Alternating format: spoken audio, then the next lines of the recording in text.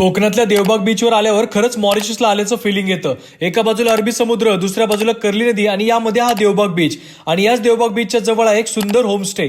देवबागला यायचं म्हणजे इथे असणाऱ्या पाम विस्टा होमस्टेला थांबलंच पाहिजे. तुम्ही जर कोकणातील देवबाग मधल्या पाम विस्टा होमस्टेला जर येत असाल तर तुम्ही इथं कस्टमर म्हणून नाही तर पाहुणे म्हणून येताय, कारण की इथली सर्व्हिस एकदम बेस्ट आहे. खरंच तुम्ही इथे पाहुण्यासारखे येताय, कारण इथले ओनर तुमची बारकाईने काळजी घेतात.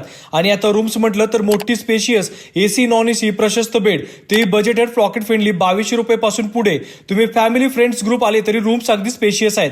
क्लीन वॉशरूम, समोर मोठा स्पेस. बीचवरून आला तर या एरियामध्ये शॉवरची व्यवस्था, प्रशस्त पार्किंग एरिया आणि सिक्युरिटीसाठी सीसीटीव्ही, फायर एक्सटिंग्विशर आणि स्टेसाठी प्रॉपर गेट असा होमस्टे. इथे जवळ किचन, इथे तुम्ही ऑर्डरनुसार व्हेज नॉनव्हेज थाळी, Konkani style food, fish, modak, घावन अशी ऑर्डर देऊ शकता. आणि जेवण ही चविष्ट आहे. देवबाग बीचवर जाऊन सनसेट बघायचा आणि रिटर्न येऊन मस्त चहा कॉफी घेऊन या मोकळ्या जागेत गेम्स खेळू शकता.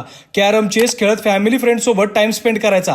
बॅल्कनीमध्ये बसून सकाळी नाश्त्यामध्ये मोदक, घावन आणि चहाचा घोट घ्यायचा. आणि इथूनच 1 मिनिटमध्ये बीच आहे. या बीचवर तुम्ही कोकणातील समुद्र बोट सफर, लाईट हाऊस, डॉल्फिन राईड आणि वॉटर स्पोर्ट्स ऍक्टिव्हिटी करू शकता.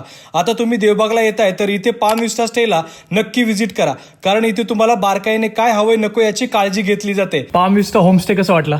एकदम बेस्ट प्लेस आहे चिल आउट साठी तुमच्या वॅकेशन. हा होमस्टे आवडला असेल तर बाकीची डिटेल्स कॅप्शन मध्ये नक्की बघा.